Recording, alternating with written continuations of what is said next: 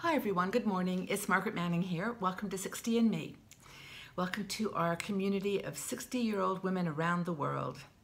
I often think about where all of you are. We've got 150 countries represented, and I know that you're in places from United States, Canada, England, well, all of the United Kingdom. Then we've got France and Germany, people in Australia, New Zealand, so many places in the Middle East, India. And it's just wonderful to know that, we've got so many things that are different about our cultures, but we've got some things that as 60-year-old women, we absolutely can share. And it's really good for me to sort of get that sense of unity that we've got common threads.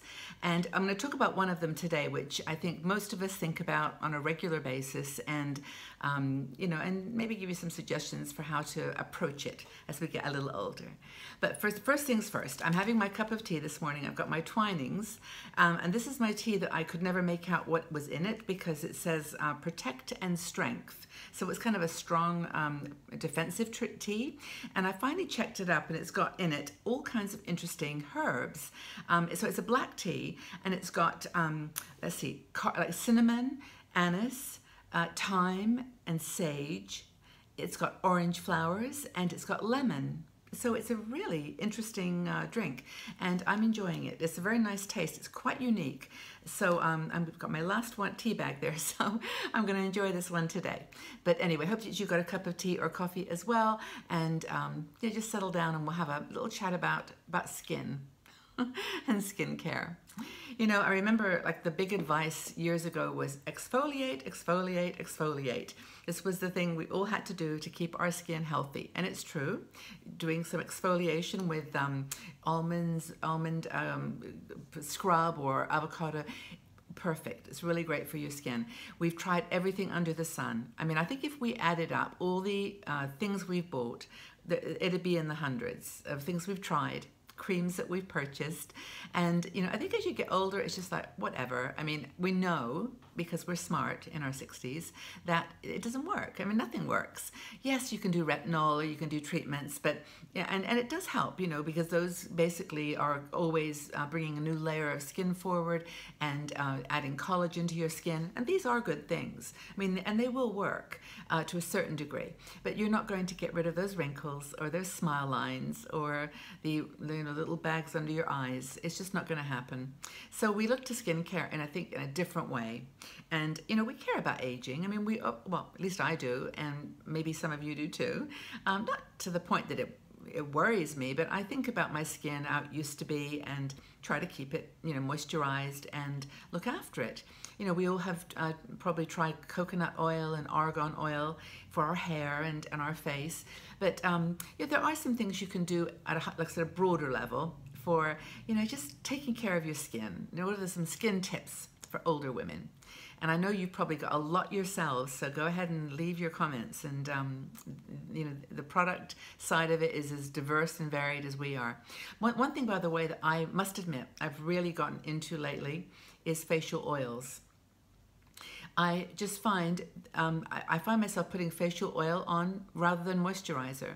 It's natural products. If you get the ones that are made from natural products, it's either like a grapeseed oil, a rosehip oil.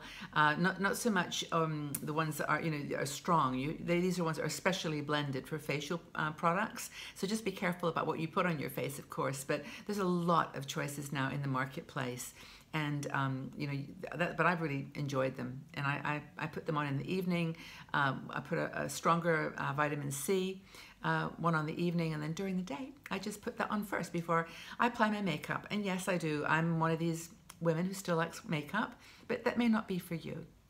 So in fact, one of the very first kind of not pieces of advice is just things to think about with skincare is don't try to look younger.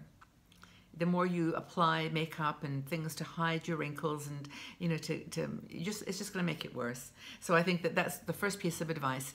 We interviewed, oh gosh, about 4 years ago actually, Cindy Joseph, and she's a model who got her introduction to modeling when she was in her 50s. and she had beautiful gray hair, well, she still does, but it was long and gray, and she was just the perfect person for modeling clothes and for women that age group. And she was super successful.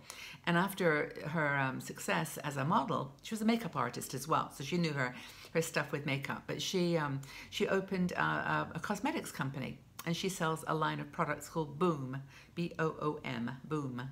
And her advice really is to embrace the beauty and the character and the natural gorgeousness that we have in our faces and our skin, and don't try to hide it.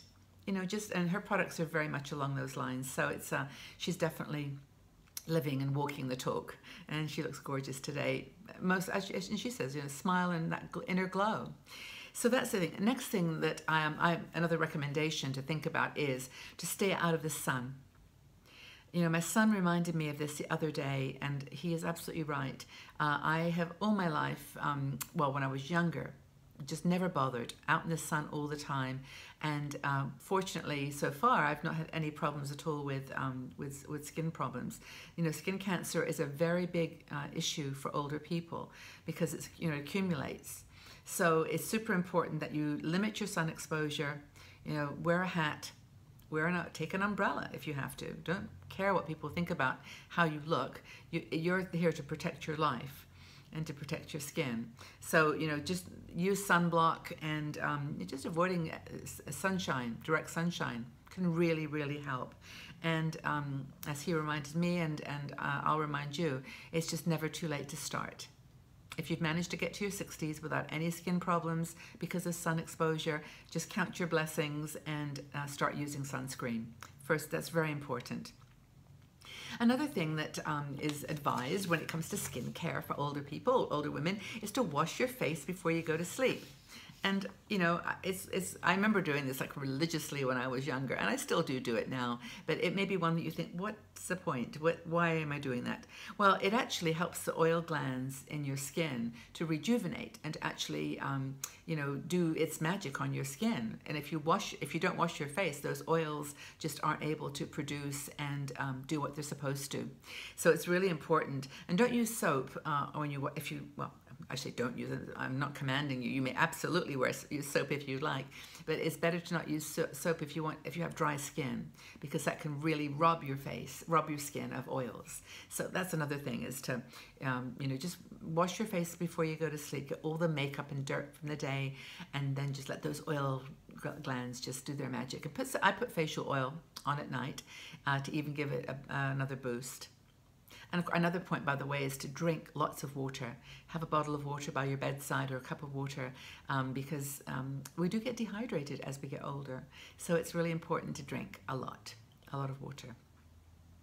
There's some obvious ones, and I'm not going to preach about this because, if you're still smoking in your 60s, then obviously you have a desire to smoke, and I'm not going to say you shouldn't, but if you can stop smoking, that really does help your skin look a little glowier. You get the the little creases around your mouth if you smoked for a long period of time. But you can actually help that by putting the oil, like if you use a moisturizer around your eyes, just put a little bit on your lips. And it's a really good alternative, and it softens the the edges around your skin or your mouth.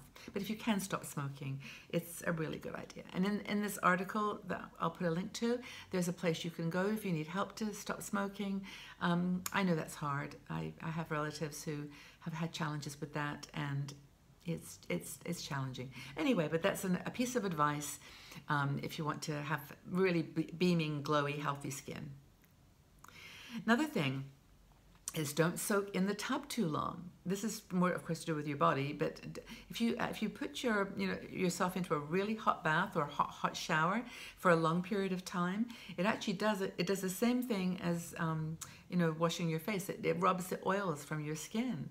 And so if you're going to do that, if you love a hot bath, which many people do, just go ahead and put some oil on your skin as you get out of the bath. And they say it's best to do it when the skin's wet. So jump out of the bath, quickly just rub yourself over with lots of some oil, nothing too heavy, and that will replenish the oils that your hot shower or hot bath took away. So that's important. And then finally, I think another piece of advice which I'm trying to follow too is to use natural products. And use products that are, packed with, if you're not packed with chemicals and heavily processed. I mean, look for products that have no petroleum products in them. You can see some oils sometimes that are very inexpensive, but they actually have got petroleum products. Mineral oil is how people refer to that. So it's not real mineral oil, it's actually petroleum oil. And that's not good for your body, of course. So give yourself nutrition and that your skin deserves by using natural products if you can. And even if you can't afford the very expensive shop, the kind of designer products, they often have, by the way, more additives in them than just plain old ordinary inexpensive, skincare creams. And so that's another thing to think about. But also olive oil is a good thing to put on your skin. And then also a coconut oil.